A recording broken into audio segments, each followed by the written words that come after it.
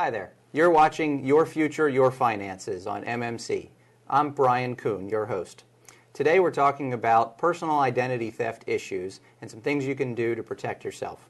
I'm talking with Andrei Palmer, CEO and founder of Anthem Systems, who handles IT and has for over 20 years in the Maryland and D.C. area. Welcome back. Thank you. So in the last segment we talked about big businesses, Sony, Anthem getting hacked and lots of data being stolen. What should individuals think about if they do business with one of those companies and they hear it on the news that their data may have been compromised? If your data has been compromised, these companies should be reaching out to you, emailing you, letting you know that there's a potential breach or leak of your personal protected information.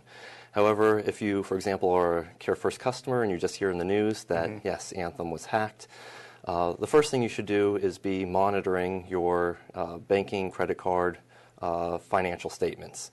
Taking a look, is there any sort of fraudulent activity appearing?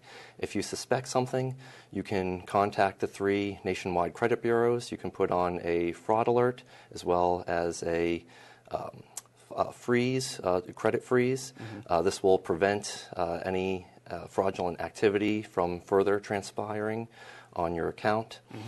And yes, it's a matter of the monitoring, and in particular, if there's not just looking at your banking and credit card information, but if there's the potential that your social security number had been leaked, this is something that you have for life and does not change. So you should also pay attention to your tax filings at the yearly. That it's if someone has I think that was something that's been going on a lot this year. Is a lot of people, a lot of hackers filed their taxes early to try to get a refund.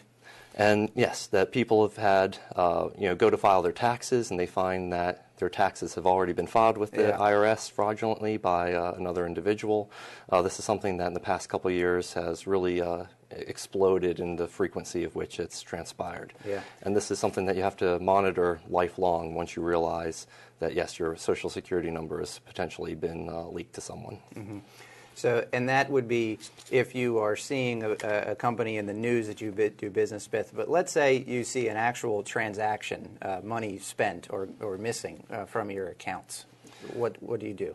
Immediately, you should, if this is a bank account, a credit card account, contact that financial institution. Let them know about the fraudulent transaction.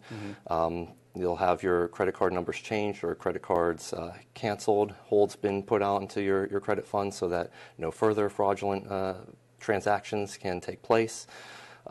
Most institutions will have some guarantee such that you are not held financially responsible for the fraudulent charge. You should also then look at if this is, for example, an online purchase, if you've then you have account information with this online merchant. You should be changing that account information, the login information, the passwords, and then also any other associated accounts. Change those login passwords. And I suppose those are all things you should try to do beforehand as well, even if you're not the victim. Are there maintenance or proactive steps you can take? There are certainly things that you can do to both. There's a lot that's out of your control. You don't have control of whether a Target or a Home Depot is getting hacked and leaking any credit card information and whether you've shopped there and your credit card information has potentially been stolen. However, there's a lot that you can do to prevent these kind of activities or to prevent how widespread or broad the effect is on you if something of your personal information gets leaked.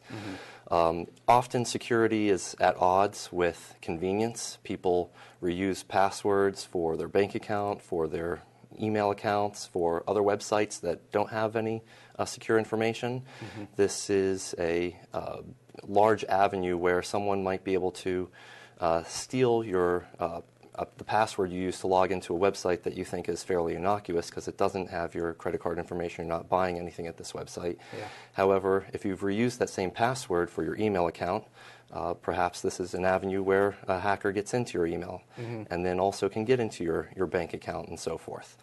So being able to use different passwords, complex passwords, anywhere that you are interacting with on the internet or otherwise.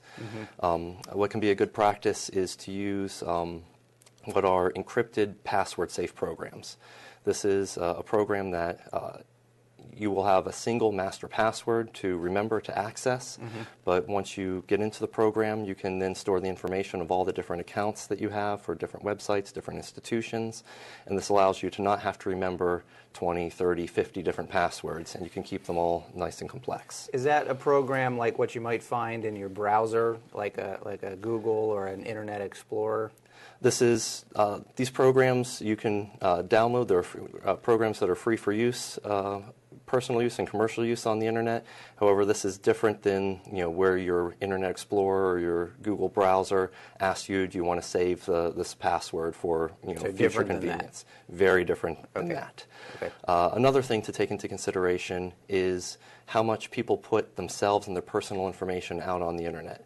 With social media sites like Facebook, Twitter, and so forth, people are revealing more about themselves than ever before. Yeah. This is creating, letting the internet be a database that people can research about you.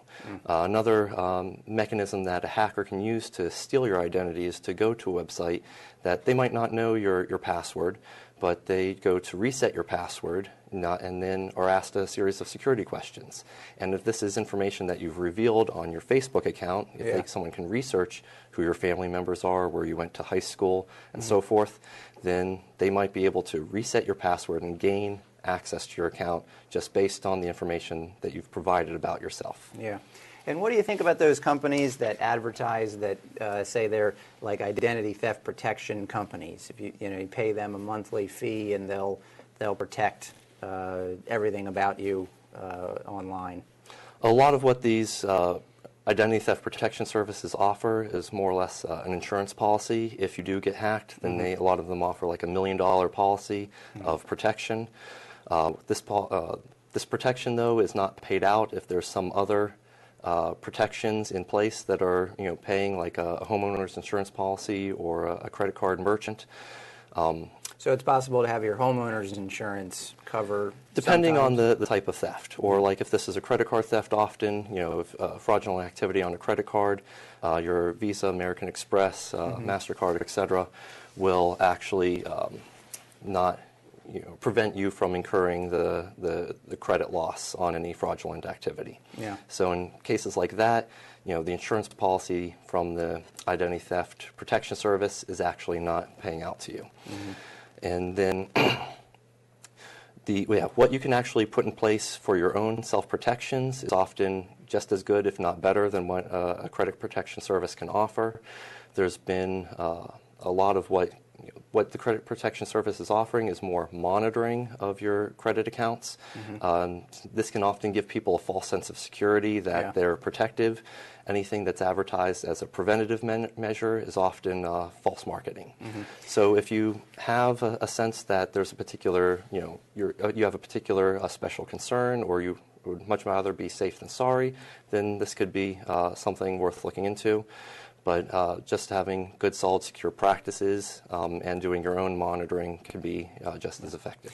And let's say, based on the prior segment, we have a business owner or just somebody that has some questions. How can they get in touch with you? I can best be reached by phone, 410-934-0000. And then on the internet?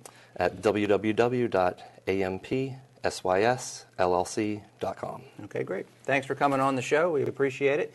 That's going to do it for this segment on Your Future, Your Finances. I'm Brian Kuhn, and we'll be right back. Thank you.